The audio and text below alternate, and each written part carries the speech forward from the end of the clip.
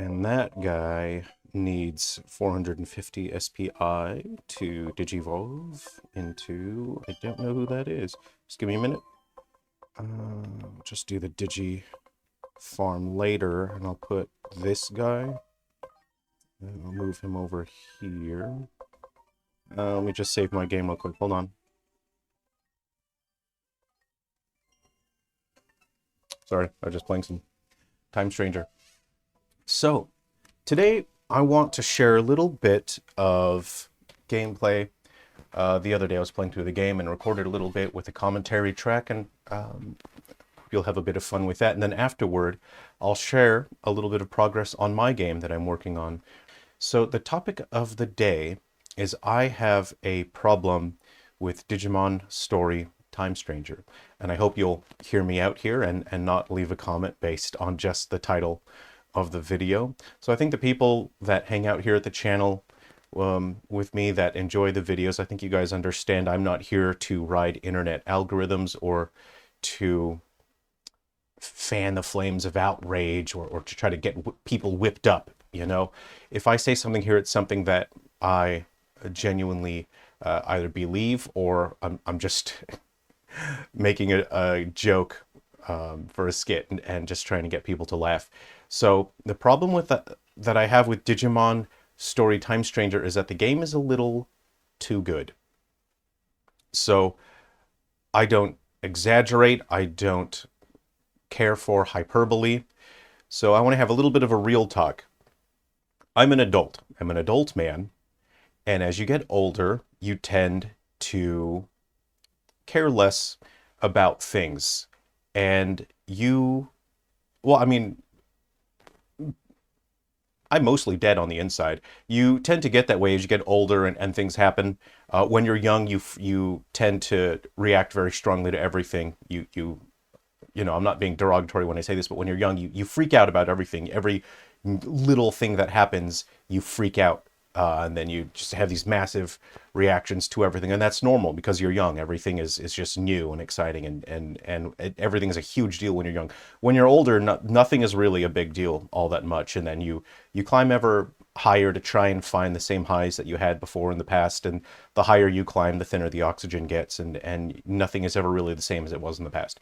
So that's just the real talk. That's just how it is. As you get older, you die on the inside, and then there's nothing left but a husk of who you used to be. And people think they see who you used to be, but there's no one there on the inside anymore. So I have been a huge Pokemon fan for basically the entirety of my life almost. And I just love the games, but the past few Pokemon games have left me feeling disappointed, but I was still positive about the games because as an adult, you just want to feel something. That's how it is. And so, you know, playing a video game, it's not the thing that I enjoy the most in the world. It's not the thing I care about most in the world, but it is something that brings me some degree of enjoyment, even if it's a little bit. And with the Pokemon games, even if they are not as great as they can be, I still derive some enjoyment from them, and that's good enough because it's better to feel something at all than nothing. And so with the Pokemon games, lately, over the past few years, I play them. Okay, this is nice. Set the game down. I'll come back to it in a few months, and I'll play another half hour in a few months' time.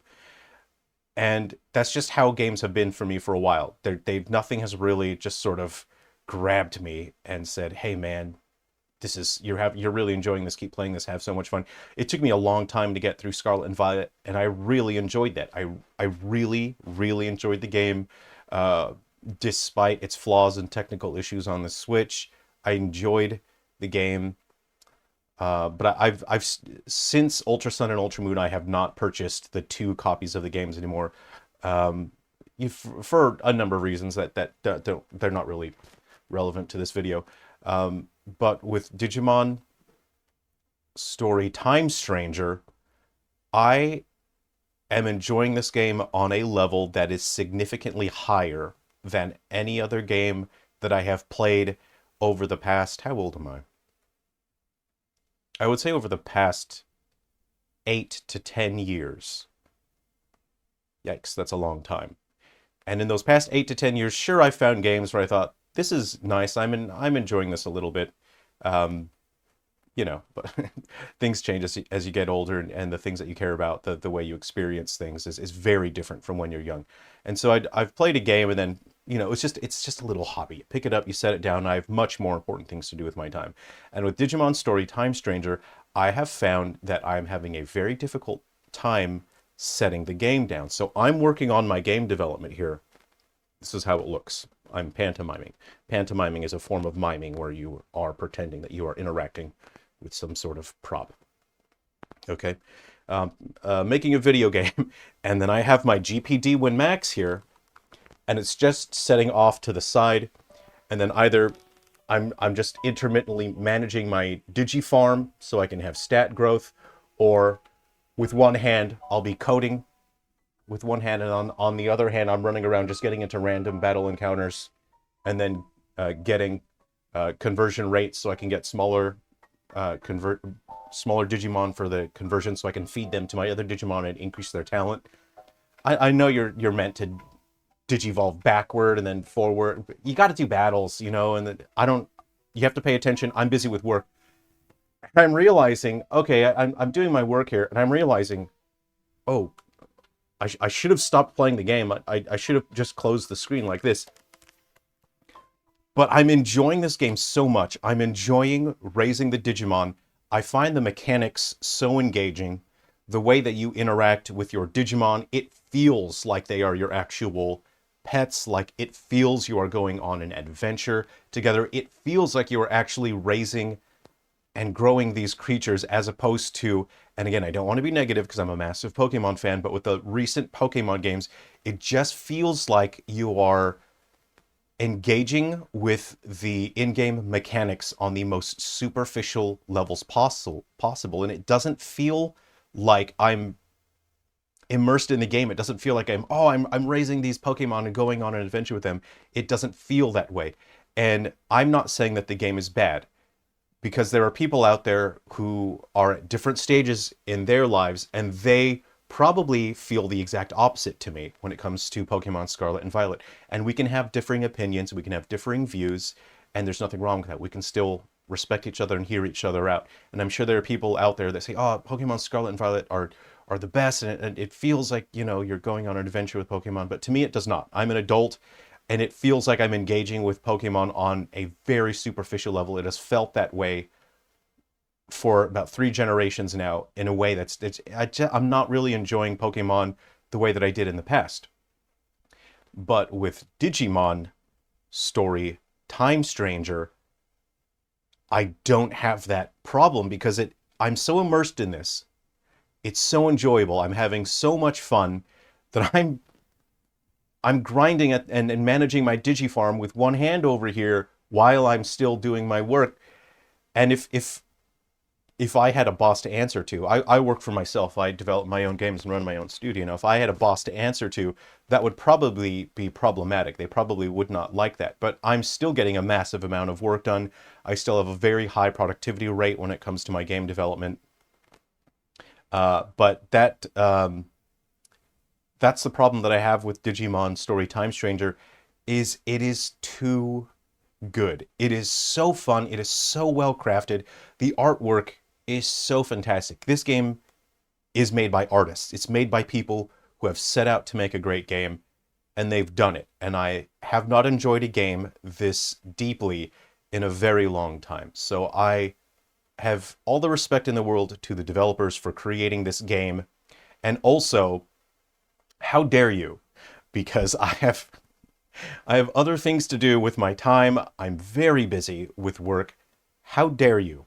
How dare you make a game that is this good? And I'm enjoying it so much. I'll just show a couple minutes of me playing the game now, and then I'll show you a bit of my work on development for Goo Buddies. I see. Let there be war. If war means that I could go to cool time-space theaters, bring it on, baby. War it up. War it up. If I get to have Digimon and go to cool Weird spatial dimensions. War it up. This better not be brown texture, I swear. It's just gravel. Okay. Vending machines, let me eat something. I suppose not. Not today. I shall follow the glowing teal indicator. The lighting, the artists that developed this game, they absolutely understand lighting. These are people that most like, they had to have worked in photography, that good strong chance they worked in cinematography before. They understand lighting, composition. Oh, the visual expression, the understanding of visual expression from the artists here. This is what I want to see in a game. This is gorgeous. This is just gorgeous. That's all there is to it. There's no other way to say it. Look at the color choices. The cold, pale blue light of the convenience store signs. People carrying on with their day as they walk from the shops to their home. Future Boy gazes longingly at the glowing sunset, a sunset more beautiful than he's ever seen before in his life, wondering if he will ever return home. This is... Slap my tallywhacker. This is fantastic. I don't want to carry on with the story. I kind of just want to keep vibing and exploring here. This better not be brown texture, I swear. Wow. It's a rock. Okay.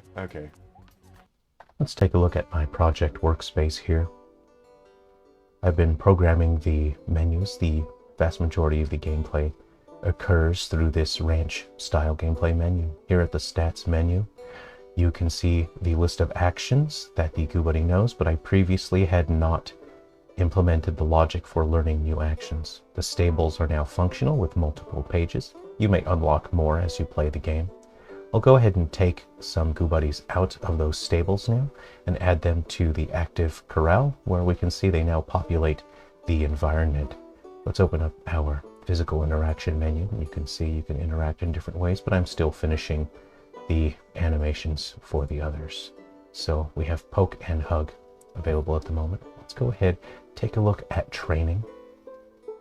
And we have different categories. We have growth for increasing the stats permanently for our GoBuddies. We have elemental shower, which grants a temporary boost to the elemental defenses. And then we have learn action, which allows GoBuddies to permanently learn a new action. You can see there's a wide range that you can learn through training, but there are other methods for learning new actions as well. So let's go ahead and select something here. Let's try slime ejection. Chunky has started training. For testing purposes, I make this process only take a few seconds, but in the actual game, it will take longer to learn from training. And you can see slime ejection is now part of the list of actions here. We can take a look at our other characters here. And we can now take a look at goo gems. This is an item that you earn from weekly missions, and weekly missions are different every week. And you can see you can eat a goo gem and you can learn new actions through goo gems. These are quite valuable and they tend to be a bit more powerful than the ones you learn from training. So you have to do as many weekly missions as you can, and they change every week. That is a real-time week. They're very difficult, so you have to build up a team specifically for that weekly mission to try and earn these valuable goo gems. You can see here in the ranch storage menu, you can view the actual actions of the GoBuddies, which I had not completed programming before. You can see the stats on the left, and you can see some corrals that are locked that have not been unlocked in-game yet. This is one of the younger stages, a different species of GoBuddy, but I like fine-tuning the physics simulation on these little GoBuddies so that they look cute when you interact with them. I just like the physics simulation here. You can see every elemental variation of a species has unique characteristics outside of their unique individual mutations. Here we'll take a look at the battle system. This is progressing along quite nicely. I would like if I could work faster, but you would have to be a Super Saiyan to work any faster. So you can see the camera angle changes dynamically to view the user than the target, and we also have some alternate camera angles. The environments, of course, are using placeholder visuals and are not completed yet, so this is just a placeholder visuals, but you can see that sometimes the viewing angles will change to offer different viewing perspectives that I think are quite cool. I really enjoy JRPGs, so I like seeing the combatants from different perspectives. You can see that the logic is being applied to where the Goo Buddies are now processing using different actions that they have in their repertoire. Here on the left, you'll see me testing a reusable effect, and I will have a great many work to do in order to complete all of the visual effects, the special effects. Okay, that is it for taking a look at the battle system progress, and here's what the code looks like. It's all a bit jumbly-wumbly, isn't it? So it's a fair amount of work, but I am progressing quickly with the project. Still much work to do. Thanks very much for watching the video today. I hope you've enjoyed. Take care of yourselves and be well.